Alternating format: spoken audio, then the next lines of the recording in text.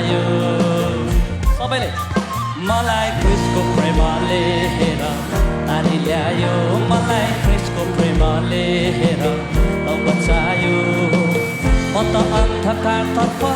अनि विनाशतर्फ लम्किरहेको मान्छे थिए अन्यतामा परेर बिना अर्थको जीवन